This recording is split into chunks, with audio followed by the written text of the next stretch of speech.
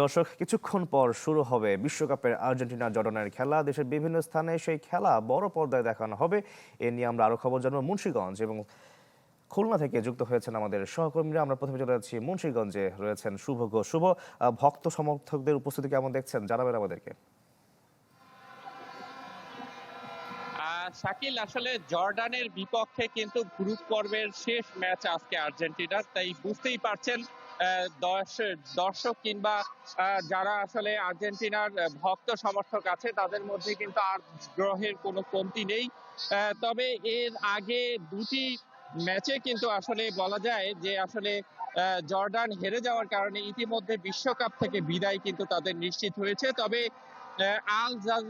আলজেরিয়াকে ৩-০ গোলে আর অস্ট্রিয়াকে ২-০ গোলে হারিয়ে কিন্তু আসলে রাউন্ড অফ ৩২ নিশ্চিত করেছে আর্জেন্টিনা। তাই আজকের ম্যাচটিতে আসলে আর্জেন্টিনার সবচেয়ে সেরা খেলোয়াড় হিসেবে যাকে বলা হয় মেসি না অংশগ্রহণ করায় কিছুটা দুশ্চিন্তা রয়েছে আর্জেন্টিনার ভক্ত এবং সমর্থকদের মধ্যে। আমরা দেখছি সকাল ৮টায় যে জর্ডানের বিপক্ষে আর্জেন্টিনার ম্যাচটি শুরু হবে কিছুক্ষণের মধ্যে, এরই মধ্যে মুন্সিগঞ্জের সুপার মার্কেট এলাকা কিন্তু একেবারেই দর্শকদের কিংবা আর্জেন্টিনা সমর্থকদের একদম ভিড় পড়ে গেছে।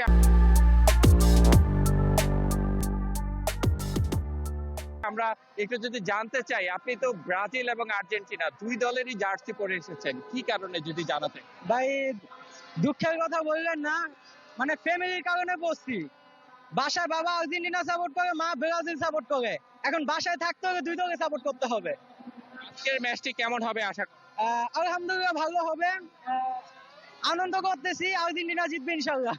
আজকে যেহেতু আর্জেন্টিনা খেলা, আর্জেন্টিনা জিতবে। কালকে ব্রাজিল সাপোর্ট করবো। শাকিল, আপনি বুঝতেই পারছেন এখানে কিন্তু আসলে শত সহস্র মানুষের ভিড় জমেছে আজকের আর্জেন্টিনার খেলাটি আসলে সচক্ষে উপভোগ করার জন্য।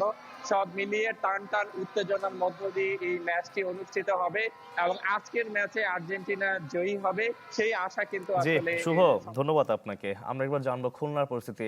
সজল, খুলনায় কেমন দেখছেন উন্মাদনা, জানাবেন।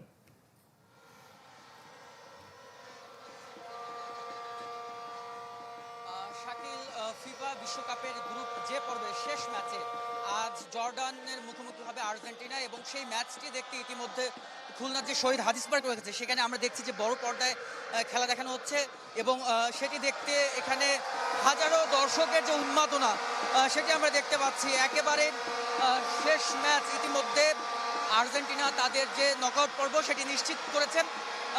ফলে এই ম্যাচটিতে বড় একটি পরিবর্তন আসতে পারে খেলোয়াড়দের নিয়ে এবং আমরা দেখছি যে প্রতি বছরই ফিফা বিশ্বকাপে খুলনা বিভিন্ন স্থানে বড় পর্দায় খেলা দেখানো হয় এবং এবছরও খুলনা যে শহীদ হাদিস পার্ক সেখানে খেলা দেখানো হচ্ছে, পাশাপাশি খুলনা যে শিববাড়ি মোড় সেখানে খেলা দেখানো হচ্ছে এবং সকাল থেকেই যারা আর্জেন্টাইন ভক্তরা রয়েছেন তারা এই প্রিয় দলের জার্সি পরে তারা শহীদ হাদিস পার্কে এসেছেন এবং তাদের মধ্যে ইতিমধ্যে যে উচ্ছ্বাস, সেই উচ্ছ্বাস যেমন কাজ করছে, উন্মাদনা, সবাই অনেকেই বাঁশি নিয়ে এসেছেন, একটি উন্মাদনার মধ্যে কাজ করছে। তারা যদি প্রত্যাশা করছে এই যে পর্বে গ্রুপ পর্বের শেষ ম্যাচে বড় ব্যবধানে জয় দিয়েই কিন্তু তারা প্রথম পর্ব শেষ করতে চায়। তো শাকিল, এই ছিল আমার কাছে খুলনা থেকে। ধন্যবাদ সজল আপনাকেও। দর্শক, খুলনা এবং মুন্সিগঞ্জ থেকে আমরা ভক্ত সমর্থকদের উল্লাসের খবর জানছিলাম।